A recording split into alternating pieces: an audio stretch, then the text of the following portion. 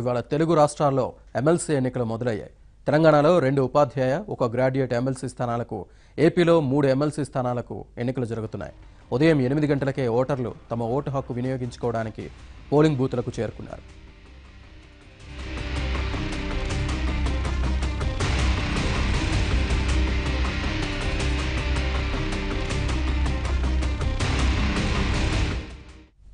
ఏపీలో 3 ఎమ్మెల్సీ స్థానాలకు ఎన్నికలు జరుగుతున్నాయి. కృష్ణా, గుంటూరు, పశ్చిమ, తూర్పుగోదావరి జిల్లాల పట్టభద్రులు, విశాఖ, విజయనగరం, శ్రీకాకుళం ఉపాధ్యాయ ఎమ్మెల్సీ స్థానాలకు ఎన్నికలు జరుగుతున్నాయి. ఉదయం 8 గంటలకు పోలింగ్ ప్రారంభమైంది. సాయంత్రం 4 గంటల వరకు ఓటర్లు ఓటు హక్కు వినియోగించుకోవచ్చు. ఈ నెల 26న ఓట్ల లెక్కింపు జరగనుంది. 3 నియోజకవర్గాలకు మొత్తం 94 మంది పోటీలో ఉండగా వీరిలో 93 మంది స్వతంత్ర అభ్యర్థులు. తూర్పు, పశ్చిమ గోదావరి జిల్లాల పట్టభద్రుల నియోజకవర్గానికి Adidela Rajababu republic party of India తరపున పోటీలో ఉన్నారు.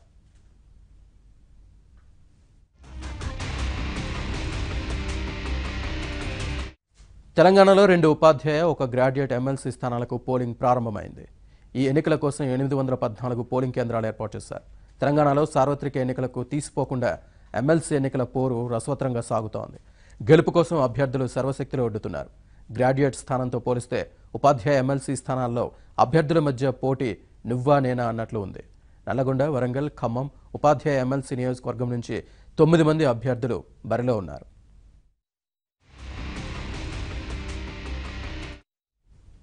ఎమ్మెల్సీ ఎన్నికలకు సంబంధించి మరింత సమాచారాన్ని మా ప్రతినిధి సాంబశివరావు అడిగి తెలుసుకుందాం. సాంబశివరావు, పోలింగ్ అప్డేట్స్ ఏంటి?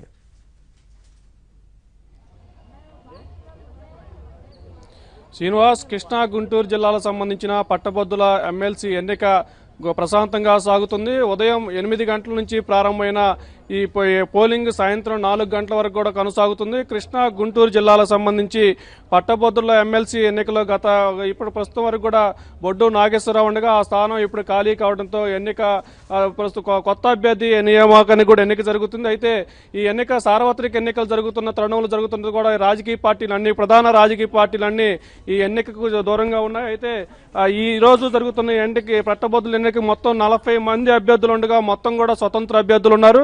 అయితే ఈ మధ్యకాలంలో జరుగుతున్న ఎన్నికల్లో తొలిసారిగా ధన ప్రవాహం లేకుండా, రూపాయి ఖర్చు లేకుండా జరుగుతున్న ఎన్నికలు ఏమైనా ఉన్నాయంటే ఈ రోజు జరుగుతున్న పట్టభద్రుల ఎమ్మెల్సీ ఎన్నికలన్నీ కూడా మనం చెప్పుకోవచ్చు. గుంటూరు, కృష్ణా జిల్లాలో మొత్తం 363 పోలింగ్ బూతులు ఏర్పాటు చేయగా ఒక గుంటూరు జిల్లా వ్యాప్తంగానే 209 పోలింగ్ కేంద్రాలను అధికారులు ఏర్పాటు చేశారు.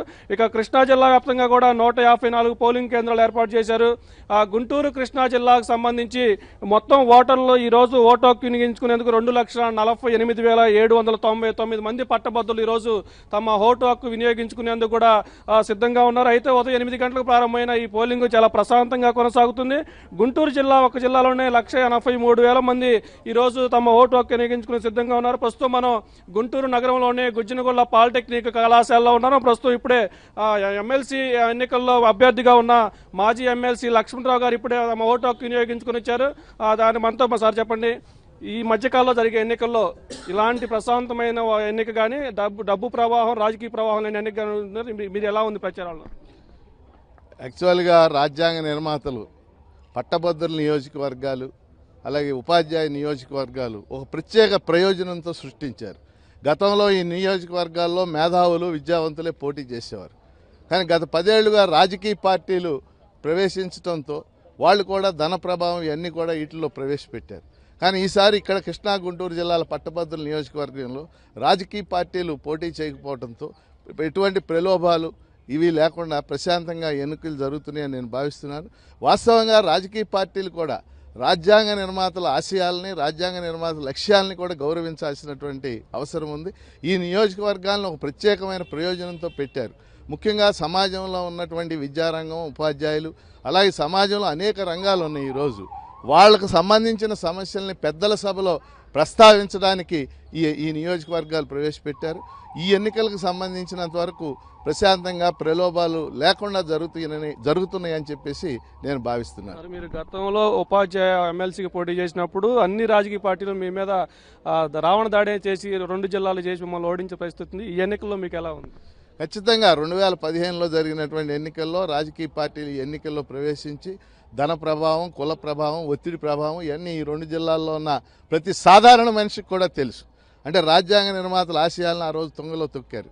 కానీ ఈరోజు సాధారణ ఎన్నికలు ఉండటంతో రాజకీయ పార్టీలు ప్రవేశించలేదు. అందువలన ఎటువంటి ప్రలోభాలు లేకుండా జరుగుతున్నాయి. భవిష్యత్తులో కూడా ఇలా జరగాలని భావిస్తున్నాం. ఎందుకంటే ఈరోజు కొన్ని ప్రత్యేకమైన సమస్యలు ఉన్నాయి రాష్ట్రంలో.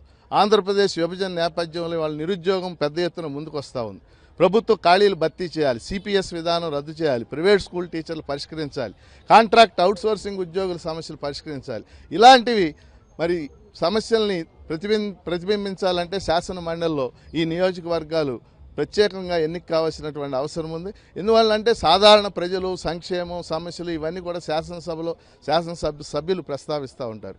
అందువలన ఇలాంటివి ప్రలోభాలు లేకుండా ఈ విధంగా జరిగితే బాగుంటుందనేది అందరి అభిప్రాయం, నా అభిప్రాయం కూడా. ఇది మొత్తానికి కృష్ణా గుంటూరు జిల్లాలకు సంబంధించి పట్టభద్రుల ఎన్నికకు సంబంధించి పోలింగ్ చాలా ప్రశాంతంగా జరుగుతుంది.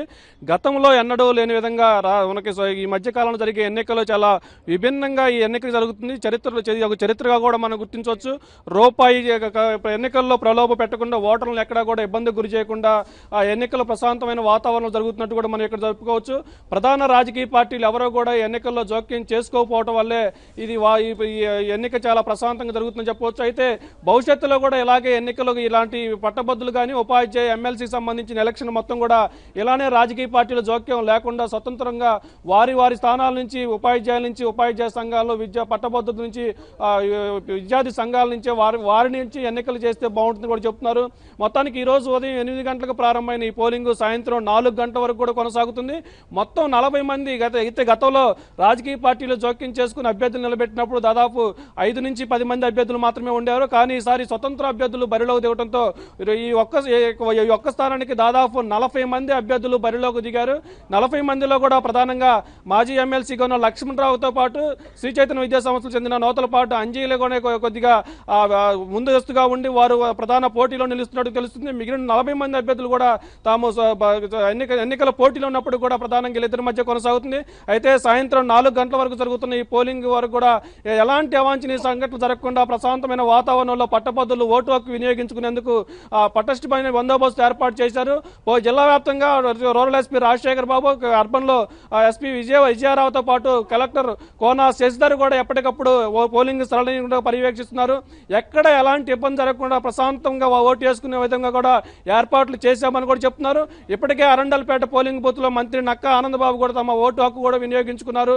ప్రముఖులంతా కూడా ఈ రోజు నామినేషన్లు వేసే ఉన్న అడావుడిలో ఉన్న నేపథ్యంలో వాళ్ళంతా ఓటు వేస్తారా, తమ ఓటు హక్కు వినియోగించుకుంటారా లేదనేది కూడా మనం సాయంత్రం 4 గంటల వరకు వేచి ఉండాల్సింది. సార్వత్రిక ఎన్నికల అడావుడిలో పడి ఈ ర్యాలీలు ఎన్నికల ప్రచారంలో ఉండి యువత ఓటు ఉపయోగించుకుంటుందా, పోలింగ్ శాతం తగ్గుతుందా, యథావిధిగా ఉంటుందని కూడా చూడాలి. పోలింగ్ శాతం తగ్గితే గనక ప్రధాన రాజకీయ పార్టీల్లో ఉన్న నామినేషన్లు, ఎన్నికల ప్రచారంలో యువత మొత్తం దాంట్లో మునిగి ఉండటంతో కూడా పోలింగ్ శాతం తగ్గే అవకాశం ఉంటుందని కూడా చెప్తున్నారు. అయితే సాయంత్రం 4 గంటల వరకు సమయం ఉండటంతో కూడా ఈ పోలింగ్ యువత, పట్టభద్రులు, ఉపాధ్యాయులు, విద్యావంతులు మొత్తం కూడా ఓటు హక్కు వినియోగించుకోవాలని కూడా అభ్యర్థిస్తున్నారు. అదేవిధంగా అధికారులు కూడా దానికి సంబంధించి ఏర్పాట్లు చేశాం కాబట్టి పూర్తి స్థాయిలో ఓటు హక్కు వినియోగించుకోవాలని చెబుతున్నారు. ఇది మొత్తానికి కృష్ణా గుంటూరు జిల్లాలకు సంబంధించి పట్టభద్రుల ఎమ్మెల్సీ సంబంధించిన పరిస్థితి. Over to studios. Thank you Sambasivarao.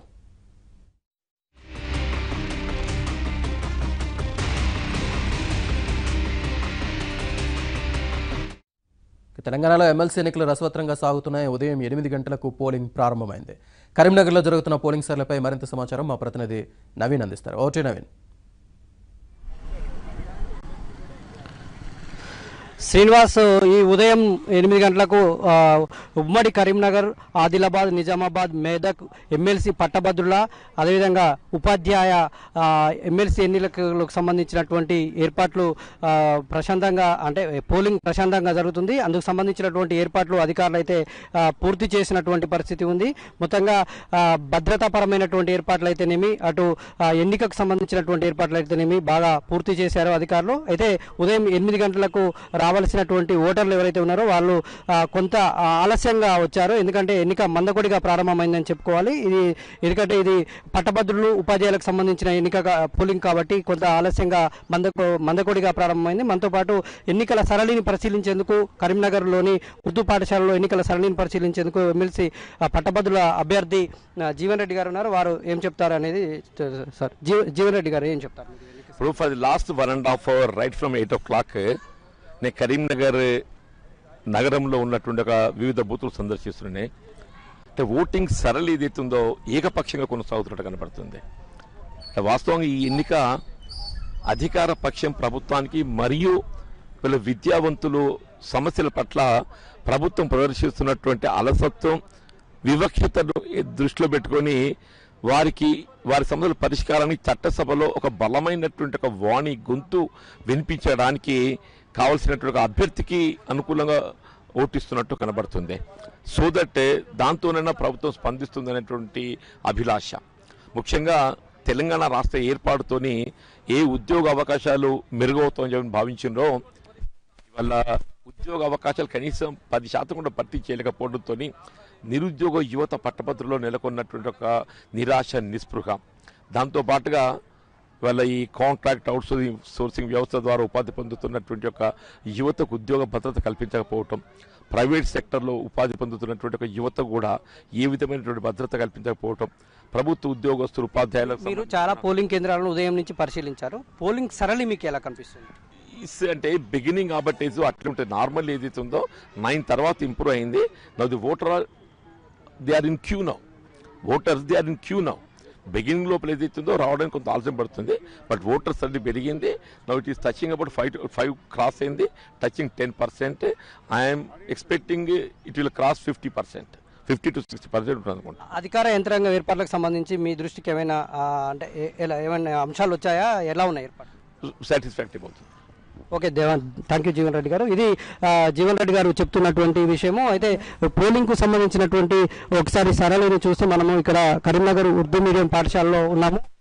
ఓటర్లు ఇప్పుడిప్పుడే తమ ఓటు హక్కును వినియోగించుకునేందుకు వస్తున్నారు. కొంతమంది క్యూలు కట్టినటువంటి పరిస్థితి. అయితే ఉమ్మడి కరీంనగర్, మెదక్, ఈ నిజామాబాద్ ఈ జిల్లాలకు సంబంధించినటువంటి ఎవరైతే పట్టభద్రులు ఉన్నారో ఆ పట్టభద్రులు ఓట్లకు సంబంధించి ఉమ్మడి కరీంనగర్ జిల్లాలోనే అధికంగా ఓటర్లు ఉన్నటువంటి పరిస్థితి ఉంది. ఒక ఉమ్మడి కరీంనగర్ జిల్లాలోనే 85,000 మంది ఓటర్లు పట్టభద్రుల తమ ఓటు హక్కును వినియోగించుకునే పరిస్థితి మనకు కనిపిస్తుంది. మొత్తంగా 409 పోలింగ్ కేంద్రాలు, 430 ప్రెసైడింగ్ అబ్జర్వర్స్ ఉన్నారు. ఈ పోలింగ్ కేంద్రంలో పాల్గొంటున్నారు.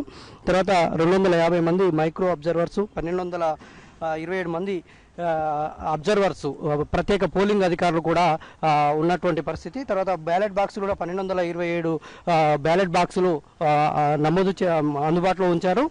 ఆ బ్యాలెట్ బాక్స్లోనే పోలింగ్ కొనసాగుతున్నటువంటి పరిస్థితి. తర్వాత 100% వెబ్కాస్టింగ్ జరుగుతుంది.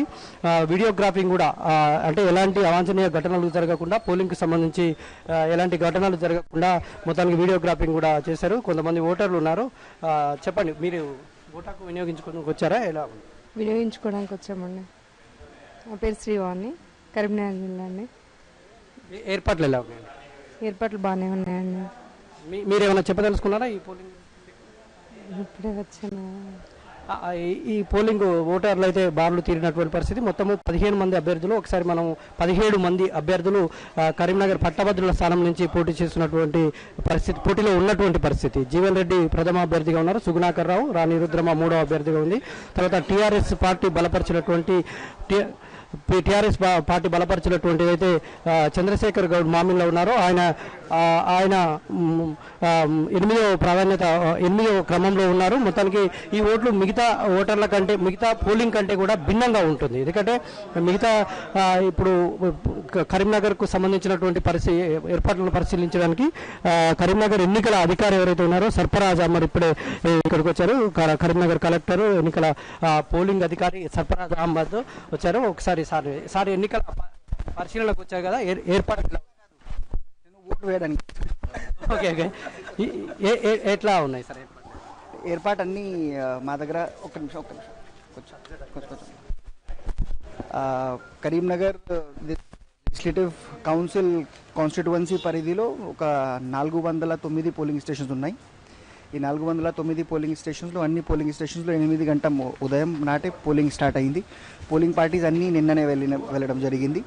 So 8 o'clock onwards polling has started and there is no untoward incident reported from any polling station. Ballot boxes, ballot paper అన్ని పోలింగ్ స్టేషన్ చేరినాయి. పోలింగ్ పార్టీస్ కూడా చేరింది. ఇప్పటివరకు పోలింగ్ సరళి ఎలా ఉంది? ఇప్పుడు పోలింగ్ జరుగుతుంది, కానీ first report comes at 10 o'clock. So 10 o'clock తర్వాత what is the initial polling percentage and all numbers and all అది మీకు కొంచెం చెప్పగలుగుతాం. మీరు ఇప్పుడు ఓటు హక్కు వినియోగించుకోవాలి. అవును.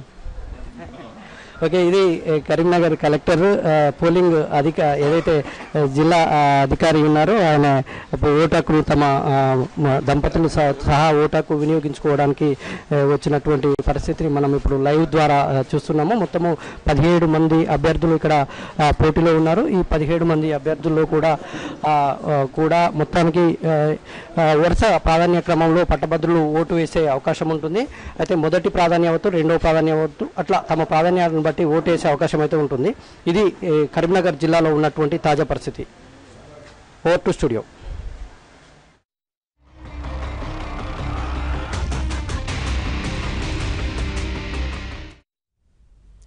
ఎమ్మెల్సీ పట్టభద్రుల ఎన్నికల్లో కాసేపట్లో సీఎం చంద్రబాబు నాయుడు, మంత్రి నారా లోకేష్ ఓటు హక్కు వినియోగించుకోనున్నారు. మరింత సమాచారాన్ని మా ప్రతినిధి సత్య అందిస్తారు. Satya, over to you. Yogita, MLC ఎన్నికలు రావడంతో సాధారణ ఎన్నికల కంటే ముందు అమరావతిలో ఎన్నికల వేడి రాజుకుందని చెప్పుకోవచ్చు. ఎమ్మెల్సీ ఎన్నికలు, పట్టభద్రుల ఎమ్మెల్సీ ఎన్నికలు గుంటూరు, కృష్ణా జిల్లాల్లో నేడు ఉదయం 9 గంటల నుంచి ప్రారంభమవుతున్నాయి. సాయంత్రం 4 గంటల వరకు కూడా ఓటింగ్ కొనసాగుతుంది. మొత్తం ఈ 2 జిల్లాల్లో కలిపి 2,48,799 మంది ఓటర్లు ఉండడం జరిగింది. బరిలో మొత్తం 40 మంది అభ్యర్థులు ఉండడం జరిగింది. కృష్ణా, గుంటూరు జిల్లాలో కలిపి 362 పోలింగ్ కేంద్రాలను ఎన్నికల కోసం ఏర్పాటు చేశారు. అటు పోలీసులు కూడా కట్టుదిట్టమైన భద్రతా ఏర్పాట్ల మధ్య ఎన్నికలు నిర్వహిస్తున్నారు. ఇదే సమయంలో ఉదయం 8 గంటల నుంచి సాయంత్రం 4 గంటల వరకు కూడా ఎన్నికలుంటాయి. ప్రస్తుతం మనం తాడేపల్లి మండలం పోలకంపాడు మండల పరిషత్ ఎలిమెంటరీ పాఠశాలలో వద్ద ఉన్నాం. ఇక్కడ మరి కాసేపట్లో ముఖ్యమంత్రి చంద్రబాబు నాయుడు, అదేవిధంగా మంత్రి నారా లోకేష్ కూడా తమ ఓటు హక్కును ఇక్కడ వినియోగించుకోబోతున్నారు. అయితే గ్రాడ్యుయేట్ ఎమ్మెల్సీ ఎన్నికలు కావడంతో పార్టీ ప్రమేయం లేకుండా ఈ ఎన్నికలు జరుగుతున్నాయని మనం చెప్పుకోవచ్చు. పార్టీ అభ్యర్థులందరూ కూడా పార్టీ సింబల్ పైన కాకుండా అభ్యర్థుల పేరు, వాళ్ళకి ఇచ్చినట్టు అలాట్ చేసిన సింబల్ పైన మాత్రమే పోటీ చేస్తున్న పరిస్థితి అయితే ఉంది. మొత్తం 40 మంది అభ్యర్థులు ఎన్నికల్లో పోటీ చేస్తున్నారు. గ్రాడ్యుయేట్ అభ్యర్థులు ఎవరైతే ఓటు హక్కు నమోదు చేసుకున్నారో వాళ్ళందరూ కూడా ఎన్నికల్లో పోటీ చేసిన పరిస్థితి అయితే ఉంది. ప్రస్తుతం ఇక్కడ మనతో మాట్లాడడానికి వరప్రసాద్ గారు ఉన్నారు. ఈయన అభ్యర్థి కూడా. సార్ చెప్పండి, ఈ ఎన్నికల్లో నిలబడుతున్నారు కదా, అది పార్టీ ప్రమేయం లేకుండా ఎన్నికలు జరుగుతున్నాయా? అవునండి, పార్టీ ప్రమేయం లేకుండా జరుగుతున్నాయి అనుకుంటున్నాం. కానీ కొంతమంది పార్టీలు సపోర్ట్ చేస్తున్నాయి, కానీ వైలేషన్స్ కూడా నడుస్తున్నాయి. ఇక్కడ ఈరోజు నేను మంగళగిరి పోలింగ్ బూత్కి వెళ్ళాను, ఇక్కడికి వచ్చి చూశాను చాలామంది. నేను ఈరోజు ఇక్కడికి వచ్చింది ఎందుకంటే 1,00,000 మంది నిరుద్యోగులకు ఉద్యోగాలు కల్పించాలనేది ఒక ధ్యేయంతోనూ, రెండోది ఆర్టికల్ 21A అమలు చేయాలి రాష్ట్ర కేంద్ర ప్రభుత్వాలనే ధ్యేయంతో నేను పోటీ చేయడం జరుగుతుంది. వాటి గురించి ఎవరు మాట్లాడట్లేదు, కానీ దొంగదారులు చేయడానికి ప్రయత్నాలు చేస్తున్నారు కొంతమంది. వాళ్ళు ఏంటంటే గవర్నమెంట్ ఎంప్లాయీస్ ఎవరు పోలింగ్ ఏజెంట్గా కానీ లేకపోతే ప్రచారాలు కానీ చేయకూడదు. ఇక్కడ మంగళగిరి కానీ తాడేపల్లి కానీ చాలా చూస్తున్నాం, ఏజెంట్గా కూర్చున్నారు కొంతమంది. అందుకని నేను రిటర్నింగ్ ఆఫీసర్ కంప్లైంట్ చేశాను. దాని మీద వెంటనే యాక్షన్ తీసుకోవాలని నేను కోరుతున్నాను. ఓకే సార్, మొత్తం మీద తీసుకుంటే కనుక మరి కాసేపట్లో ముఖ్యమంత్రి చంద్రబాబు నాయుడు, అదేవిధంగా మంత్రి నారా లోకేష్ కూడా ఇక్కడ ఇదే పోలింగ్ బూత్లు తమ ఓటు హక్కును వినియోగించుకోబోతున్నారు. ఇద్దరూ కూడా ఇప్పటికే మంగళగిరి అసెంబ్లీ స్థానం నుంచి మంత్రి నారా లోకేష్ పోటీ చేస్తున్నందున అటు సీఎం కానీ లోకేష్ కానీ ఆయన కుటుంబ సభ్యులకు అందరికీ కూడా ఇదే ప్రాంతంలో ఓటు హక్కు ఉండడం జరిగింది. కాబట్టి వాళ్ళు తమ ఓటు హక్కును వినియోగించుకునేందుకు ఇక్కడ ఏదైతే పోలకంపాడులో మండల పరిషత్ ఉన్న ప్రాథమిక పాఠశాలలో తమ ఓటు హక్కును వినియోగించుకోబోతున్నారు. మరి కాసేపట్లో యాక్చువల్గా 9:45 మధ్యలో వాళ్ళు రావాల్సి ఉంది. అయితే మరి కాసేపట్లో వాళ్ళు ఇక్కడికి వచ్చి తమ ఓటు హక్కును వినియోగించుకుంటారు. అయితే అటు ఎమ్మెల్సీ ఎన్నికల్లో గ్రాడ్యుయేట్లుగా ఓటు హక్కును అందరూ వినియోగించుకోవాలి. అదే సమయంలో ఓటు హక్కును వాళ్ళందరూ కూడా ఓటు హక్కును వినియోగించుకోవడంతో పాటు ఎలాంటి ప్రలోభాలకు లోను కాకూడదని చెప్పేసి ఇటు అభ్యర్థులు కావచ్చు, అదేవిధంగా కంటెస్టెంట్స్ కావచ్చు, ఎన్నికల అధికారులు కానీ చెప్తున్న పరిస్థితి కనిపిస్తుంది. ఎన్నికలకైతే మాత్రం పూర్తి స్థాయిలో అన్ని ఏర్పాట్లు చేశారు. ఎటువంటి ఇబ్బందికర వాతావరణం లేకుండా ఇటు సెక్యూరిటీ కావచ్చు, అటు పోలింగ్ కేంద్రానికి అదేవిధంగా వస్తున్న వాళ్ళు వెళ్లే వాళ్ళకి సౌకర్యాలు కావచ్చు, అన్ని ఏర్పాట్లు చేశారు. అటు ముఖ్యమంత్రి మరి కాసేపట్లో మంత్రి నారా లోకేష్ కూడా వచ్చి ఇక్కడ ఓటు హక్కును వినియోగించుకోబోతున్నారు. ఇది ఇక్కడ పరిస్థితి. యోగిత. రైట్, థ్యాంక్ యూ సత్య. చిన్న విరామం తీసుకుందాం, చూస్తూనే ఉండండి.